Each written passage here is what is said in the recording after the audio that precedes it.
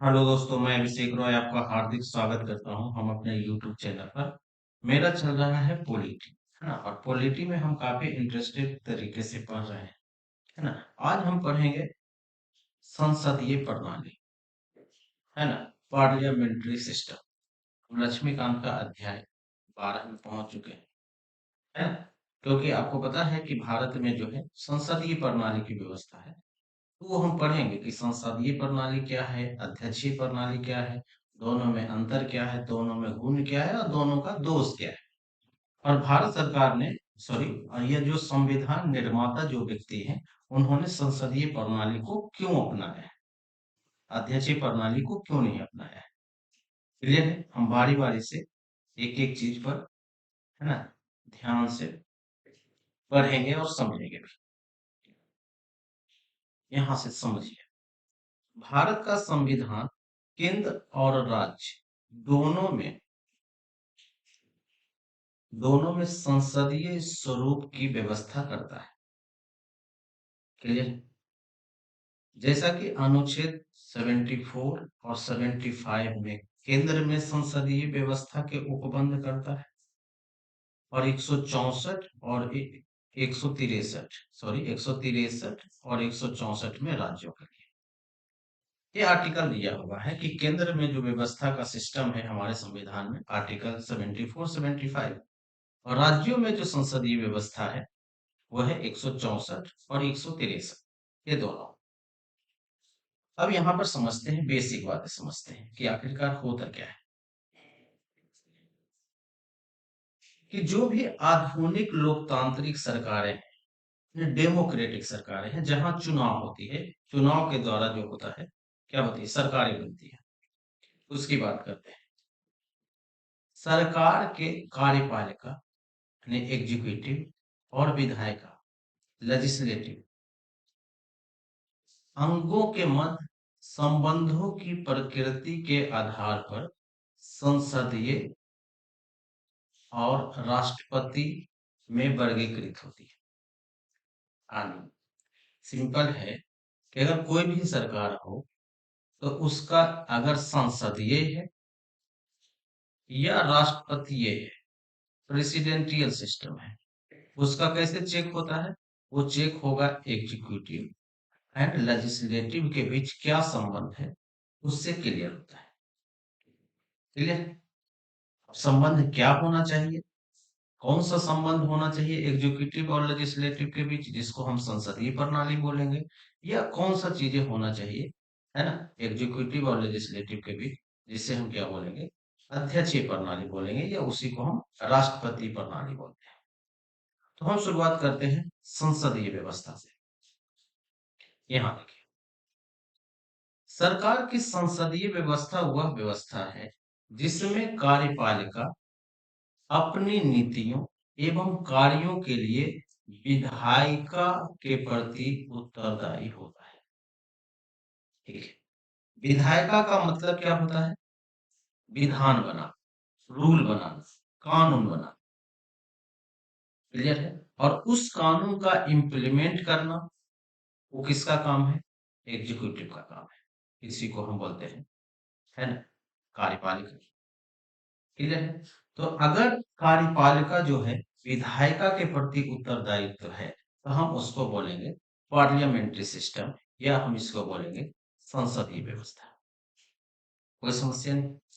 दूसरी ओर, राष्ट्र सरकार की राष्ट्रपति शासन व्यवस्था में कार्यपालिका अपनी नीतियों एवं कार्यों के प्रति विधायिका के प्रति उत्तरदायी नहीं होता है।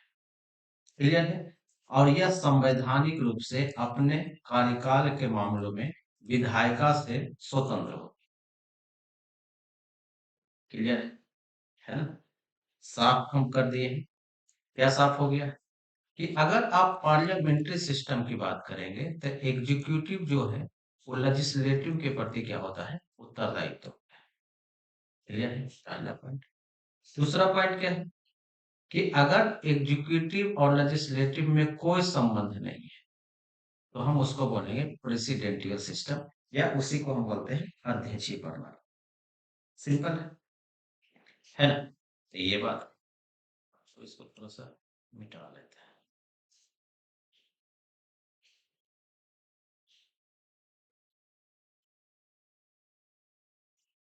है ना? ये चीजें आपको समझ में आ गई। यदि कोई संसदीय सरकार है, संसदीय सरकार को कैबिनेट सरकार, उत्तरदायी सरकार या सरकार का बेस्ट मिनिस्टर स्वरूप भी कहा जाता है। यानी संसदीय सरकार को तीन नामों से आप जान सकते हैं। एक कैबिनेट सरकार, क्योंकि कैबिनेट मंत्री होता है ना? हमारे यहाँ भी होता है क्योंकि भारत में संसदीय प्रणाली है। उत्तरदायी सरकार भी है। ये क्या मतलब है, हम आगे बात करेंगे। सरकार का बेस्ट मिनिस्टर स्वरूप भी कहा जाता है। ये जनरली ब्रिटेन में कहा जाता है, सरकार का बेस्ट मिनिस्टर।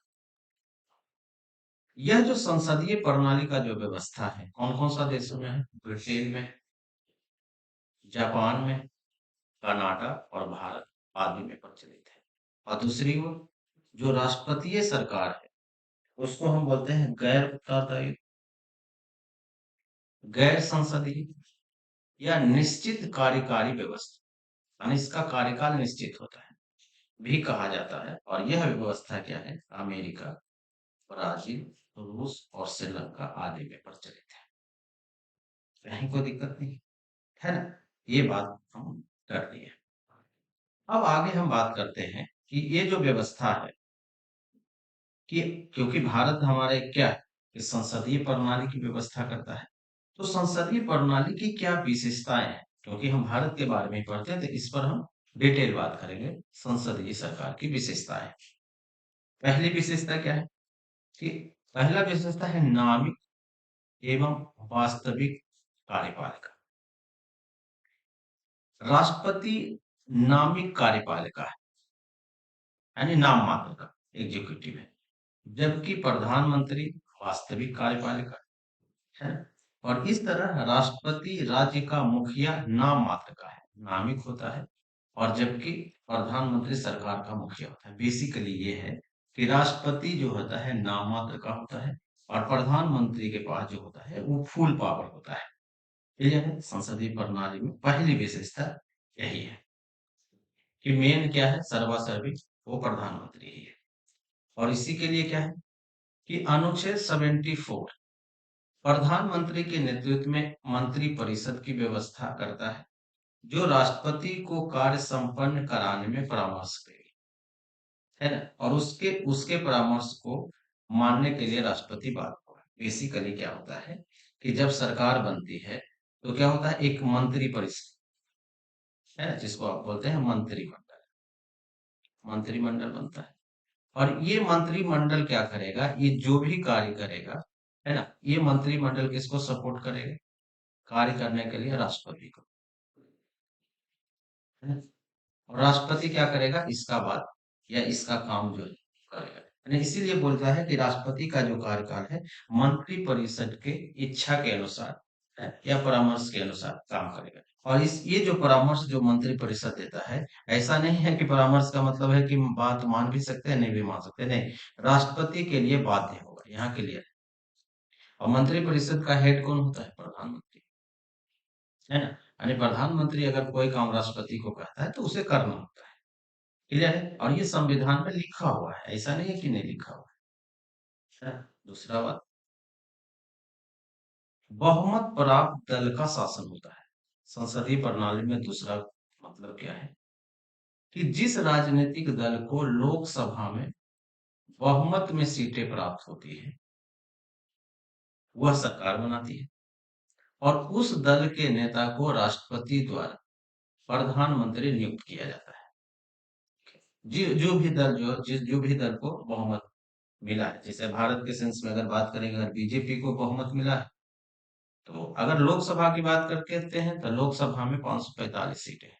तो बहुमत का मतलब क्या है कि आधा से एक ज्यादा, 545/2, ये कितना हो गया? तो लगभग ये आता है कि 272 अपर सीट। अगर 273 सीटें किसी को आ जाता है तो वो क्या होता है कि अपना सरकार बना लेती है। और मान लेते हैं कि बीजेपी को आया था, बीजेपी को आया था 343 सीट शायद, है ना, 2019 वाला चुनाव। तो क्या हुआ, क्योंकि उसे सरकार बनाने के लिए चाहिए 274 ही, लेकिन आया 300 से ज्यादा।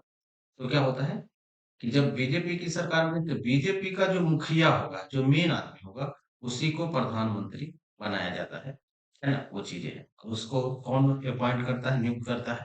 वो करता है राष्ट्रपति। और अन्य मंत्रियों की नियुक्ति भी राष्ट्रपति प्रधानमंत्री के परामर्श से ही करता है। यानी राष्ट्रपति जो अन्य मंत्री है, उसको भी क्या करता है, नियुक्त करता है, शपथ दिलाता है। क्लियर? जब किसी एक दल को बहुमत प्राप्त नहीं होता है ना? मान लेते हैं कि बीजेपी है हमारे देश में, कांग्रेस है ना? और भी है ममता बनर्जी वाला तृणमूल कांग्रेस है ना? जदयू है, केजरीवाल का है आम आदमी पार्टी। मान लेते हैं कि किसी भी दल को जो है 274 सीटें नहीं आया, तो क्या होगा? अब कुछ दल मिलकर क्या करेगा कि सरकार बनाएंगे। इसी दलों को हम बोलते हैं गठबंधन की सरकार। दलों के गठबंधन को राष्ट्रपति द्वारा सरकार बनाने के लिए आमंत्रित करता है। क्लियर? अगर किसी को नहीं आया तो मिलके आप सरकार बनाइए। क्लियर? सामूहिक उत्तरदायित्व, अब ये क्या मामला है? तीसरा पॉइंट है कि यह संसदीय सरकार का विशिष्ट सिद्धांत है। मंत्री का संसद के प्रति सामूहिक उत्तरदायित्व होता है। अब विशेषकर किसके प्रति? लोकसभा के, है ना? लोकसभा के प्रति। और ये अनुच्छेद 75 में जो है लिखा हुआ है। यानी बेसिकली जो भी मंत्री बनते हैं या लोकसभा का जो भी मिनिस्टर है या कैबिनेट मिनिस्टर है, वो किसके प्रति उत्तरदायित्व तो होता है? ऐसे तो हम बोलते हैं संसद के प्रति। संसद का मतलब क्या है? लोकसभा, राज्यसभा और प्रेसिडेंट, है ना? तो सबसे ज्यादा अगर इस तीनों में किसी के प्रति उत्तरदायित्व होते हैं तो वो होते हैं लोकसभा, है ना? तो यही चीजें यहाँ पे लिखा हुआ है। वो एक टीम की तरह कार्य करते हैं, जितने भी कैबिनेट मिनिस्टर है ना? वो एक टीम की तरह कार्य करते हैं और साथ साथ रहते हैं। सामूहिक उत्तरदायित्व का सिद्धांत इस रूप में प्रभावी होता है कि लोकसभा प्रधानमंत्री के नेतृत्व वाली मंत्रिपरिषद को यह विश्वास प्रस्ताव पारित कर हटा सकती है। जैसे मान लेते हैं कि बीजेपी की सरकार आई, ठीक है? और जो विपक्षी पार्टी है ना? जो विपक्षी पार्टी है, वो क्या करेगी? इसको चैलेंज करेगी, क्योंकि इनको लगता है कि जो बीजेपी सरकार चला रही है उसके पास बहुमत नहीं है। तो बहुमत चेक करने के लिए क्या आती है? ये अविश्वास प्रस्ताव आती है। और अगर यह अविश्वास प्रस्ताव पारित कर, जो कौन लाता है? विपक्षी दल, है ना? विपक्षी पार्टी लाती, अगर पारित हो जाती है तो सरकार गिर जाती है। उसमें काम दे करता है, क्योंकि अगर ये लोग साथ नहीं रहेंगे तो क्या होगा? यह विश्वास प्रस्ताव पारित हो जाएगा और जिससे सरकार गिर जाएगी। अगर सरकार गिर जाएगी तो फिर दूसरा को क्या मिलेगा? या तो चुनाव होगा या दूसरा पार्टी सरकार बनाएगी। चौथा है राजनीतिक एकरूपता। सामान्यतः मंत्रिपरिषद के सदस्य एक ही राजनीतिक दल से संबंधित, बिल्कुल, और इस तरह उनकी समान राजनीतिक विचारधारा होती है और और अगर गठबंधन की सरकार बनाती है, मंत्रिपरिषद में चार पार्टी मिलकर अगर बनाई, तो क्या हो? सबका सोच अलग अलग होता है, फिर निर्णय कैसे लिया जाता है? सर्वसम्मति से, है ना? इस मामले में मंत्री सर्वसम्मति के प्रति बाध्य होते हैं। क्लियर? एक तो ये। नेक्स्ट है दोहरी सदस्यता। अब इसका क्या मतलब है भाई? कि मंत्री विधायिका और कार्यपालिका दोनों के सदस्य होते हैं। क्लियर है? क्योंकि विधायिका का मतलब है कि कानून बनाना। कानून कौन बनाता है? जो लोग संसद में बैठते हैं। तो संसद में कौन बैठता है? मंत्री भी बैठते हैं संसद में, है ना? और काम भी मंत्री ही करता है, एग्जीक्यूटिव का काम करता है। तो दोनों सदस्य एक ही होते हैं। इसका तात्पर्य यह है कि कोई भी व्यक्ति बिना संसद सदस्य बने मंत्री नहीं बन सकता है। अगर आप मंत्री बनना है तो आपको क्या करना होगा? संसद का सदस्य बनना होगा। संसद का सदस्य का मतलब है कि आपको लोकसभा का सदस्य या राज्यसभा का, है ना? संविधान व्यवस्था करता है कि यदि कोई व्यक्ति जो संसद का सदस्य नहीं है और वह मंत्री बनाता है या बनता है, तो उसे 6 माह के अंदर संसद का सदस्य बन जाना होगा। चलिए, मान लेते हैं कि कोई व्यक्ति संसद का सदस्य नहीं है, लेकिन उसे मंत्री बना दिया गया। ठीक है, तो अगर मंत्री बना दिया गया तो ये मैक्सिमम कितना दिन तक रह सकता है? 6 महीने तक। अगर 6 महीने के अंदर ये आ तो लोकसभा या राज्यसभा का सदस्य नहीं बना, तो इसका जो मंत्री है वो क्या हो जाएगी? समाप्त हो जाएगी, चाहे कोई भी मंत्री रहे। क्लियर है? एक तो ये है। नेक्स्ट है प्रधानमंत्री का नेतृत्व। सरकार की व्यवस्था में प्रधानमंत्री नेतृत्वकर्ता की भूमिका निभाता है। मेन व्यक्ति वही होता है संसदीय प्रणाली में, जैसा कि हम बताए ऊपर ही। वह मंत्री परिषद का, संसद का, सत्तारूढ़ दल का नेता हो। इन क्षमताओं में वह सरकार के संचालन में एक महत्वपूर्ण एवं अहम भूमिका का निर्वहन करता है। बेसिकली कुल मिलाकर मामला वही है जो फर्स्ट वाला बोले कि जो वास्तविक जो ना जो वास्तविक नेता होता है, यानी वास्तविक जो मुखिया होता है वो क्या होता है? प्राइम मिनिस्टर ही होते हैं, पीएम ही होते हैं। ये चीजें। तीसरा है, नेक्स्ट है निचले सदन का विघटन। अब यहाँ पर दो चीजें हैं। हमारे यहाँ दो टाइप का सदन है, एक है लोकसभा, दूसरा है राज्यसभा। राज्यसभा को हम बोलते हैं ऊपरी सदन और लोकसभा को बोलते हैं निचले सदन। तो ये वाला जो ऊपरी सदन है राज्यसभा, वो विघटन होता ही नहीं। और ये जो निचला सदन है, इसकी विघटन की बात करता है। ये विघटन होता है। कैसे होता है, यही चीजें हम बात करेंगे। संसद के निचले सदन यानी लोकसभा को प्रधानमंत्री की सिफारिश के बाद राष्ट्रपति द्वारा विघटन किया जा सकता है। ठीक है, यानी विघटन किया जाता है। दूसरे शब्दों में प्रधानमंत्री मंत्रिपरिषद का कार्यकाल पूर्ण होने से पूर्व नए चुनाव के लिए राष्ट्रपति से लोकसभा विघटन की सिफारिश कर सकता है। इसका क्या मतलब है? इसका मतलब यह है कि अगर एक लोकसभा का चुनाव हो गया है ना, 2019 में हुआ था, तो अब ये 5 साल चलेगा 2024। लेकिन आप सोच के देखिए कि प्रधानमंत्री क्या कहे, प्रधानमंत्री की इच्छा के अनुसार कि ये जो विघटन है मंत्रिपरिषद का, वो क्या कहे कि 5 साल से पहले यानी 24 से पहले ही बोलेगा कि नहीं, विघटन कर दीजिए, 2023 में चुनाव कराना है, तो हो जाएगा, विघटन हो जाता है ना। यही व्यवस्था को बोलते हैं कि निचले सदन का विघटन किसकी इच्छा पर? प्रधानमंत्री अगर सिफारिश करते तो। इसका तात्पर्य है कि संसदीय व्यवस्था में कार्यकारिणी को कार्यपालिका का विघटन करने का अधिकार है। सारा मंत्री लोग सब क्या हो जाए, खत्म हो जाएंगे। नेक्स्ट है गोपनीयता। 8वां पॉइंट है गोपनीयता। मंत्री गोपनीयता के सिद्धांत पर काम करते हैं और अपने कार्यवाही, नीतियों और निर्णयों की सूचना नहीं दे सकते। क्यों? क्योंकि अपना कार्य ग्रहण करने से पूर्व वो गोपनीयता की शपथ लेते हैं और मंत्रियों की गोपनीयता का शपथ राष्ट्रपति दिलाते हैं। ऐसा नहीं साफ साफ बोल सकता है ऐसा क्यों किए नहीं किए, है ना। हाँ, बोल सकता है। वो कहाँ बोलेगा? जहां जरूरत पड़ेगा संसद में। ये बात हम आगे करेंगे कि कब ये बोलता है और कैसे बोलता है। दूसरी बातें हम कर लेते हैं कि ये तो हम बात कर रही है कि संसदीय प्रणाली की विशेषता क्या-क्या चीजें हैं, है ना? उसमें हम सबसे पहला पढ़े नामिक और वास्तविक सरकार। वास्तविक कार्यपालिका यानी प्रधानमंत्री वास्तविक होता है और राष्ट्रपति नाममात्र का।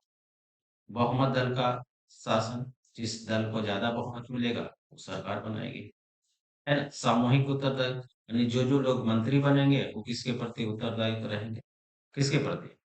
लोकसभा के प्रति, है ना। अगर लोकसभा ऑप्शन में नहीं रहेगा तो संसद के प्रति, है ना। तो इसका एक मतलब होता है कि अगर यह विश्वास प्रस्ताव पारित हो जाता है तो मंत्री क्या होगा? जो सरकार गिर जाएगी, है ना। इसलिए राजनीतिक एकरूपता का मतलब है कि जिस पार्टी को सरकार में बहुमत मिला है वही क्या बना है, सिर्फ वही पार्टी ही क्या करती है, राज करती है। और अगर किसी भी पार्टी को अगर नहीं मिलता है बहुमत तो क्या होती है, गठबंधन की सरकार बना। दोहरी सदस्यता का मतलब क्या होता है कि विधायक और कार्यपालिका दोनों के सदस्य होते हैं, है मंत्री। प्रधानमंत्री का नेतृत्व का मतलब क्या है कि प्रधानमंत्री ही क्या है, सर्वे सर्वा होता है, वो सारा चीजें करता है। निचले सदन का विघटन, अगर प्रधानमंत्री चाहे तो राष्ट्रपति को बोल सकता है कि आप क्या कीजिए कि लोकसभा का विघटन कर दीजिए। क्लियर? गोपनीयता, मंत्री गोपनीयता का भी शपथ लेते हैं। अब जो हम बात करेंगे, वो हम बात करेंगे कि जो राष्ट्रपति शासन की विशेषताएं क्या क्या है, हम इसके बारे में बात करें। क्लियर है ना? जो निम्नलिखित विशेषताएं, क्या विशेषताएं हैं भाई? पहला, अमेरिकी राष्ट्रपति, क्योंकि अमेरिका में राष्ट्रपति का शासन है या राष्ट्रपति शासन, राज्य और सरकार दोनों का मुखिया हो। ठीक है। एक राज्य के प्रमुख होने के नाते उसे राजकीय स्थिति प्राप्त होती है, और एक सरकार का मुखिया होने के नाते वह सरकार के कार्यकारी अंगों का नेतृत्व करता है। आगे हम इस चीज को क्लियर करते हैं। दूसरा पॉइंट है, राष्ट्रपति के निर्वाचन व्यवस्था के तहत 4 वर्ष के निश्चित कार्यकाल के लिए निर्वाचन किया जाता है। यानी बेसिकली अगर 4 साल हो गया, जैसा कि हम बता रहे हैं कि जो पार्लियामेंट्री सिस्टम में क्या होगा कि अगर पीएम चाहे तो 5 साल के अंदर भी क्या कर सकता है, विघटन कर सकता है। लेकिन यहाँ पर एक कंडीशन नहीं है कि अगर 4 साल में चुनाव हुए हैं, अगर 24 में चुनाव होंगे तो अगला चुनाव 28 में ही, बीच में नहीं होगा। बीच में एक ही कंडीशन को होता है, जब राष्ट्रपति मर जाए। समझ में आया? तो निश्चित कार्यकाल के लिए निर्वाचित किया जाता है। उसे कांग्रेस द्वारा गैर संवैधानिक कार्य के दोषी पाए जाने के अतिरिक्त नहीं हटाया जा सकता। यानी पूरा अगर गद्दार निकल जाए तब ये जो है वो क्या हो सकता है, हट सकता है। जनरली नहीं हटेगा। और हटाने का प्रोसेस भी जो है वो बड़ा खतरनाक, बहुत टफ है। आगे हम बात करेंगे भी इस पर। राष्ट्रपति कैबिनेट या छोटी इकाई को किचन कैबिनेट बोलते हैं। यानी राष्ट्रपति के जो नजदीकी लोग, ये प्रेसिडेंट है, और इसके जो नजदीकी जो व्यक्ति है उसी को बोलते हैं ये किचन कैबिनेट, है ना, छोटी इकाई। क्लियर? की सहायता से शासन चलाता है। यह केवल एक परामर्शदात्री इकाई होती है, और इनमें गैर निर्वाचित विभागीय सचिव होते हैं। क्लियर है? और इनका चयन व नियुक्ति राष्ट्रपति द्वारा होती है, और ये केवल उसके प्रति उत्तरदायित्व होते हैं, और उसी के द्वारा किसी भी समय हटाया जा सकता है। बेसिकली ये होता है, आप समझिए इसको। जैसे मान लीजिए ये प्रेसिडेंट है, और ये जो है 5 लोग हैं, मान लेते हैं कि ये क्या है, ये किचन कैबिनेट के भाग। ये जनरली होते हैं कि राष्ट्रपति के अपने लोग होते हैं, ये निर्वाचित नहीं होते हैं। कभी इसका साला हो गया, बेटा हो गया, बेटी हो गया, है ना, बेटी का हस्बैंड हो गया, है ना, ये लोग होते हैं। तो इन लोग का ध्यान सिर्फ राष्ट्रपति को खुश करना होता है। अगर राष्ट्रपति चाहे तो इन लोग को हटा भी सकता है कभी भी, है ना। ये लोग होते हैं। क्लियर? तो ऑब्वियसली बात है, इनको डर किससे है? राष्ट्रपति से। अगर राष्ट्रपति का मूड खराब हुआ तो चेंज हो जाएगा, है ना। यही चीज है यहाँ। राष्ट्रपति और उसके सचिव अपने कार्यों के लिए कांग्रेस के प्रति जो है उत्तरदायी नहीं। कांग्रेस का यहाँ मतलब है कि संसद को भी आप समझ सकते हैं कि राष्ट्रपति को भी नहीं बोलना है कि क्या चीजें हैं, इसीलिए बोलते हैं गैर उत्तरदायी, है ना। और इसके सचिव तो किसके अनुसार काम करेंगे? प्रेसिडेंट। जब प्रेसिडेंट ही नहीं है ना, संसद के प्रति उत्तरदायी, तो क्या है, वे ना तो कांग्रेस की सदस्यता ग्रहण करते हैं और ना ही वो सत्र में भाग लेते हैं, है ना। यानी आप सोचिए कि संसद, यानी हमारे यहाँ संसद है तो उसके यहाँ बोलते हैं कांग्रेस। तो कांग्रेस के में जो है राष्ट्रपति, है ना, सदस्य भी नहीं होते हैं और उसमें भाग भी नहीं लेते हैं। अगर भाग लेंगे तभी तो उनसे पूछा जाएगा ना, है ना। राष्ट्रपति को हाउस ऑफ रिप्रेजेंटेटिव का विघटन नहीं कर सकता है ना। जैसा कि कांग्रेस का निचला, जैसे हमारे यहाँ लोकसभा निचला सदन है, उसको विघटन कर सकता है, लेकिन ये नहीं कर सकता है राष्ट्रपति। शक्तियों के विभाजन का सिद्धांत अमेरिकी राष्ट्रपति शासन व्यवस्था का आधार है। सरकार की विधायी, कार्यकारी और न्यायिक शक्तियों को सरकार के 3 स्वतंत्र इकाइयों में विभाजित एवं विस्तृत किया गया है। जैसे जैसा कि हम बताए कि राष्ट्रपति शासन में क्या होता है कि एग्जीक्यूटिव जो है लेजिस्लेटिव से अलग है, स्वतंत्र है। और उसी टाइप से क्या है, जुडिशरी भी अलग है ना, इसी को हम बोलते हैं न्यायिक। क्लियर है? तो ये बात आपको ध्यान रखना है। दो काम बात तो हम कर लिए कि संसदीय प्रणाली की क्या विशेषताएं हैं और अध्यक्षीय प्रणाली की क्या विशेषताएं हैं। अब हम बात करेंगे संसदीय प्रणाली की गुण, यानी अच्छा अच्छा बात। क्या गुण है भाई? पहला गुण, क्योंकि विधायिका और कार्यपालिका के मध्य सामंजस्य होता है। यानी क्या बोले कि एग्जीक्यूटिव और लेजिस्लेटिव के बीच क्या होता है, सामंजस्य होता है, दोनों मिलके काम करते हैं। ये वही चीजें यहाँ पर लिखा हुआ है। संसदीय व्यवस्था का सबसे बड़ा लाभ यह है कि यह सरकार के विधायी, कार्यकारी अंगों के बीच सहयोग एवं सहकारी संबंधों को सुनिश्चित करता है।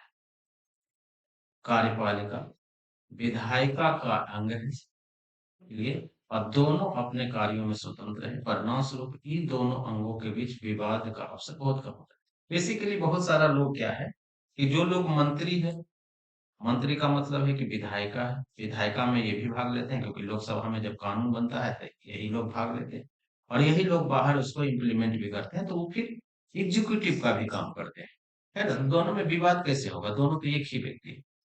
दूसरा है उत्तरदायित्व शासन। उत्तरदायित्व शासन का मतलब क्या होता है कि सरकार रिस्पॉन्सिबल है कि अपनी प्रकृति के अनुरूप संसदीय व्यवस्था में उत्तरदायी सरकार का गठन होती है।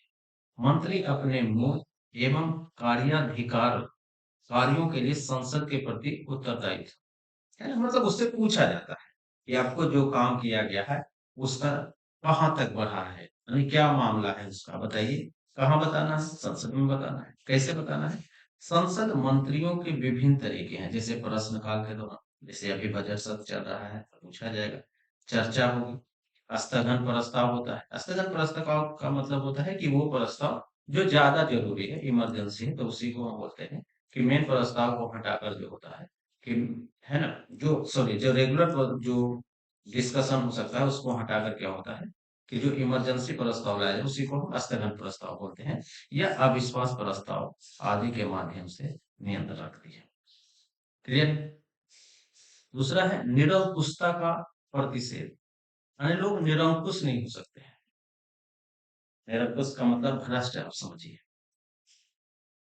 यह व्यवस्था के तहत कार्यकारी एक समूह में निहित होती है, एक ग्रुप में होते हैं जितने भी लोग हैं मंत्री। अगर बात करें तो भारत में लगभग जो है 15% लोग जो है मंत्री बन सकते हैं, है ना। तो अगर टोटल मिला के अगर 545 का 15% निकाले तो लगभग 82-83 लोग आते हैं, है ना। तो ये लोग मिलकर कार्य करते हैं, कार्यकारियों का एक समूह, ना कि व्यक्तियों का एक समूह। पर्सनल नहीं होता है, ये लोग मिलकर काम करते हैं।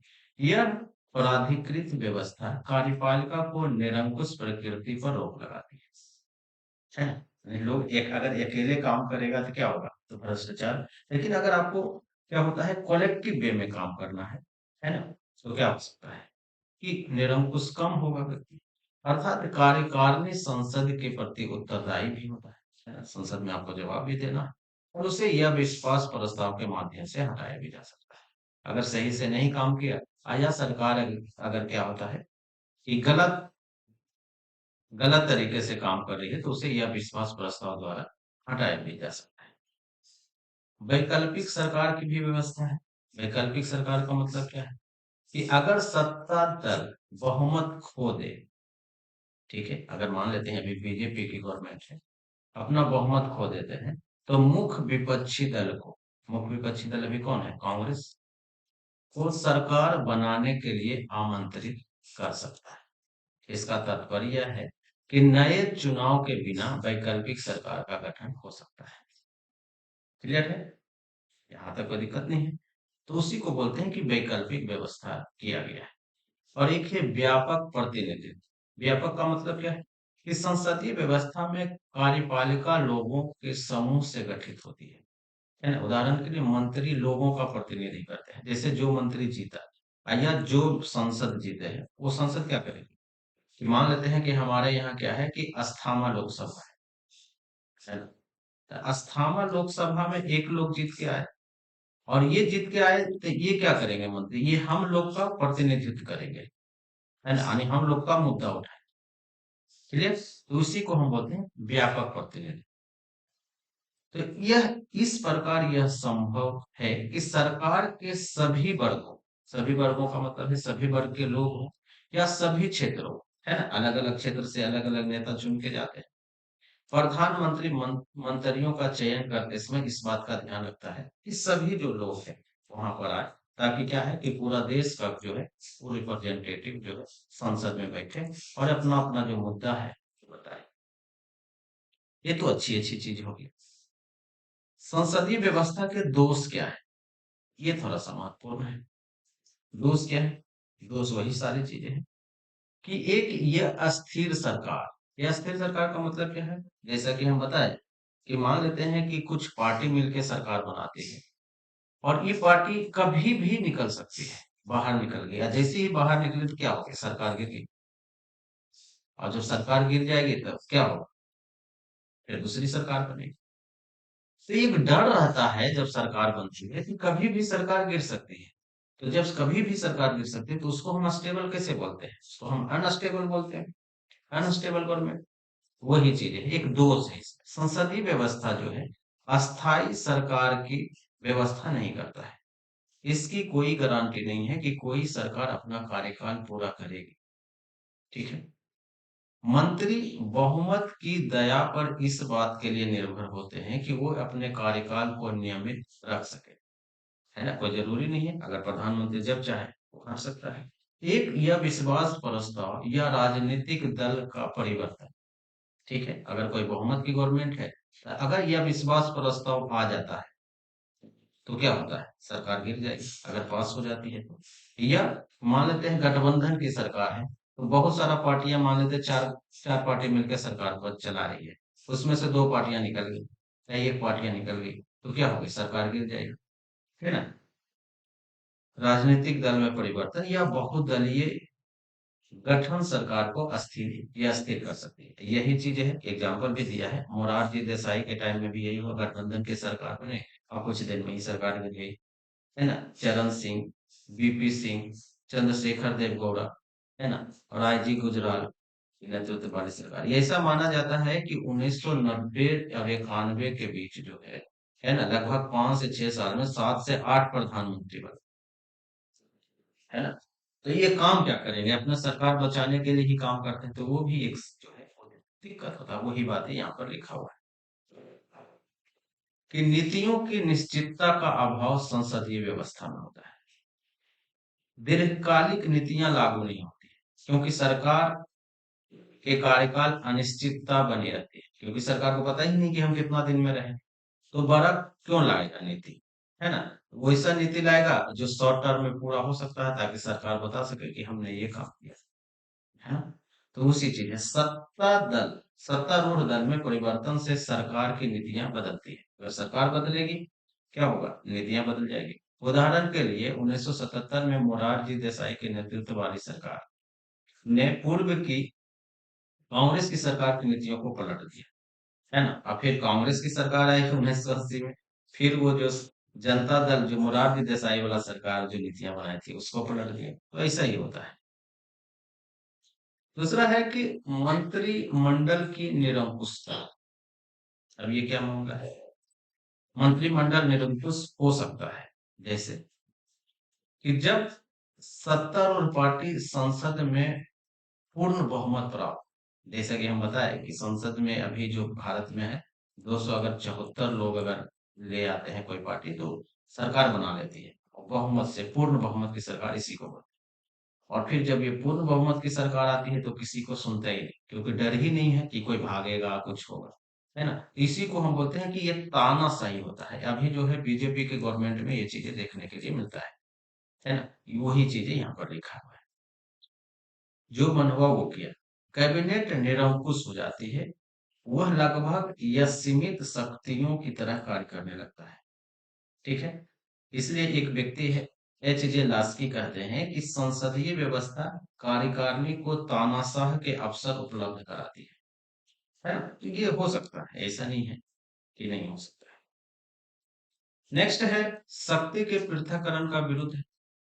जैसा कि हम बताया कि विधायिका जो है, संसदीय व्यवस्था में विधायिका और कार्यपालिका जो है एक साथ और यह विभाज्य है ना? कभी कभी क्या है, एक ही मंत्री जो है, एक ही लोग, तो क्या हो, शक्ति के पृथक्करण से अलग है ना? कैबिनेट विधायिका और कार्यपालिका दोनों ही नेता होते हैं, बिल्कुल, है ना? तो ये क्या है, शक्ति के पृथक्करण की क्या है, विरोध है। यह कुशल व्यवस्था द्वारा सरकार का संचालन, यह कुशल व्यक्तियों द्वारा, यह कुशल का मतलब क्या होता है, स्किल नहीं है।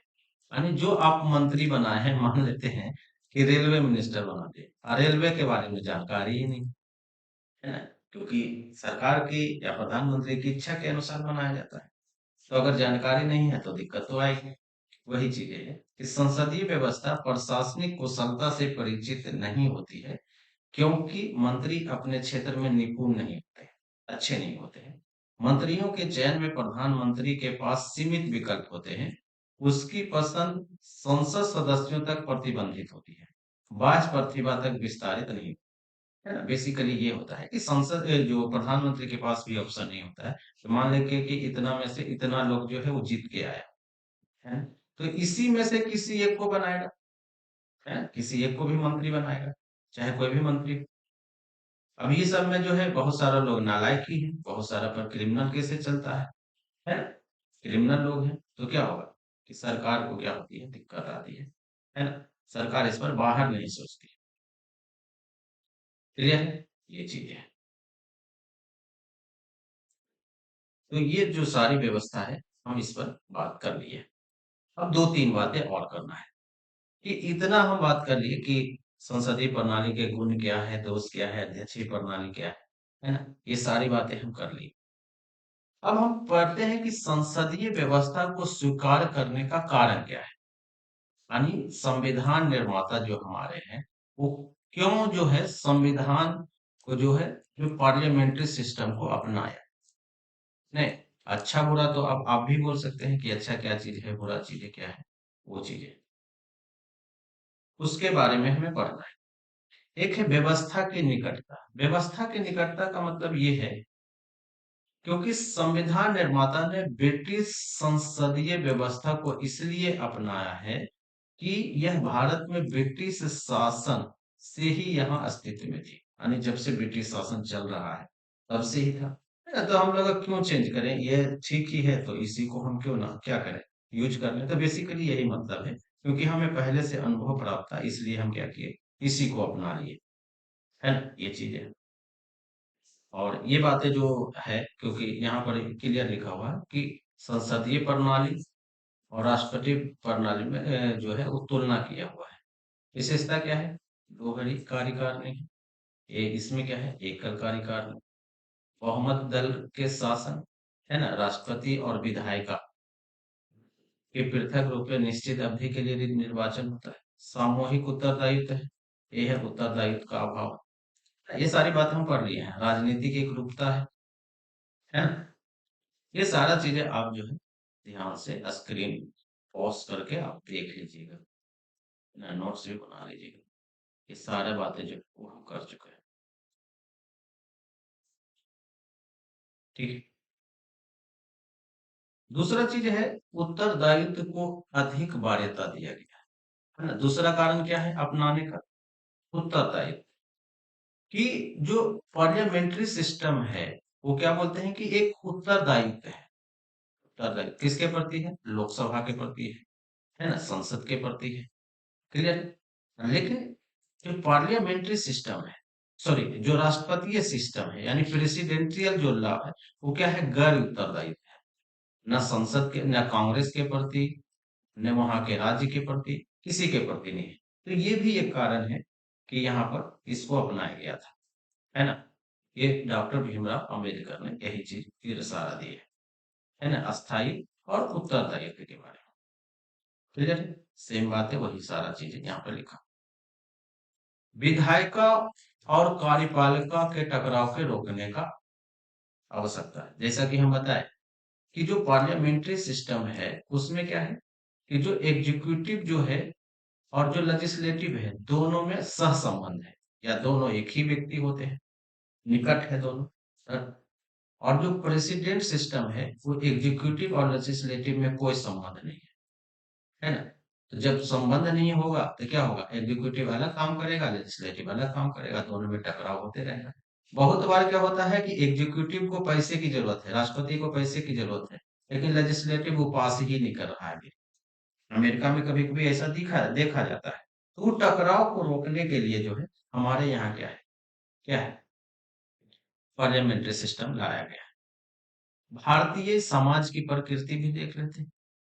भारतीय समाज में क्या है कि भारत एक क्या है, विविधताओं का देश है ना? तो इसमें बहुत सारे लोग होने चाहिए। इसीलिए है कि भारत विश्व में सर्वाधिक मिश्रित राज्य एवं सर्वाधिक जटिल समाज वाला है ना? इस तरह संविधान निर्माताओं ने संसदीय व्यवस्था को अपनाया ताकि सरकार में विभिन्न वर्गों, क्षेत्रों से लोगों के हितों में बहुत अवसर सुलभ हो सके। राष्ट्रीय भावना को लोगों के बीच बढ़ाते हुए अखंड भारत का निर्माण हो सके।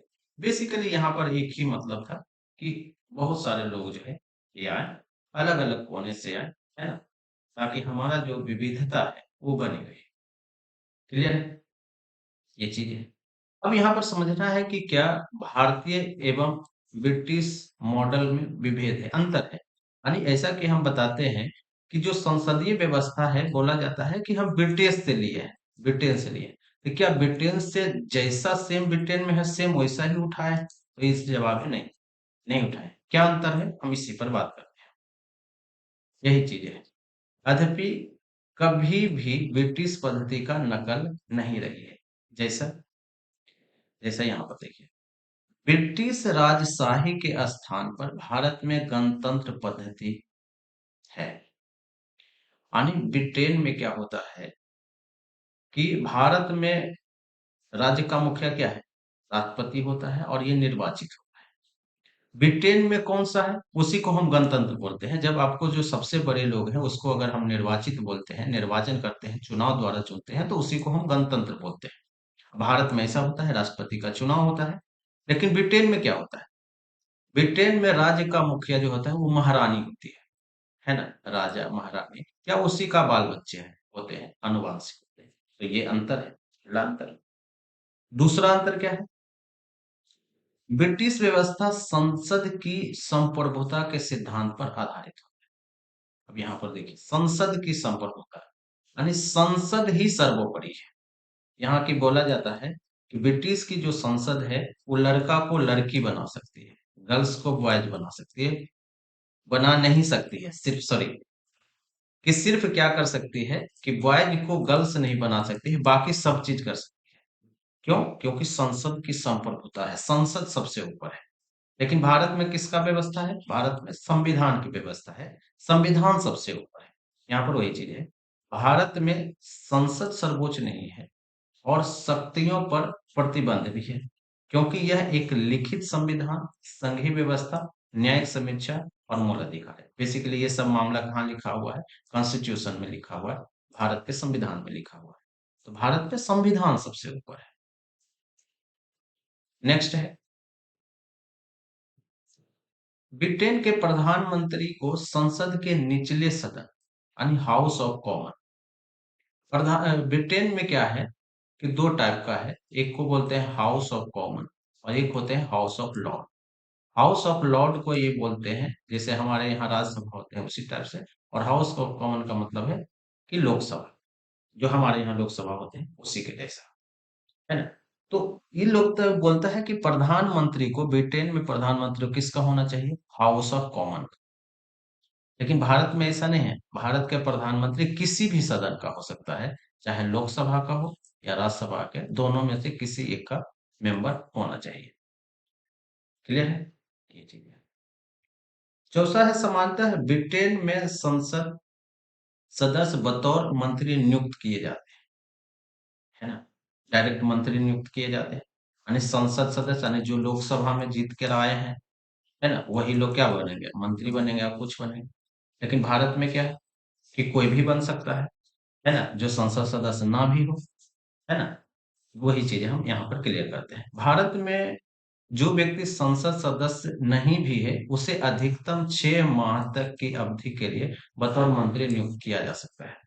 यानी जो नहीं भी है, वो भी क्या कर सकता है? 6 महीने तक मंत्री रख सकता है। दूसरा है, ब्रिटेन में मंत्रियों का कानूनी जिम्मेदारी है, जबकि भारत में ऐसी व्यवस्था नहीं है। ब्रिटेन के विपरीत भारत में मंत्रियों को राज्य के मुखिया के रूप में कार्यालयीय कार्य में प्रति हस्ताक्षर करना जरूरी नहीं है ना? तो बेसिकली ये ज्यादा इंपॉर्टेंट नहीं है। क्लियर? ये बात है। नेक्स्ट है, ब्रिटिश कैबिनेट व्यवस्था में छाया कैबिनेट यानी शैडो कैबिनेट की एक अनोखी संस्था है ना? इसे विपक्षी पार्टी द्वारा गठित किया जाता है, शैडो कैबिनेट, ताकि सत्तारूढ़ दल के साथ संतुलन बना रहे और अपने सदस्यों को भावी मंत्री कार्यों के लिए तैयार किया जा सके। भारत में ऐसी व्यवस्था नहीं है, शैडो कैबिनेट की जो है वो व्यवस्था नहीं है भारत में, है ना? तो ये जो पूरा है वो है पार्लियामेंट्री सिस्टम, है ना? हम अच्छी तरीके से पढ़ लिए हैं, है ना? तो आज भर इतना ही है। Thank you.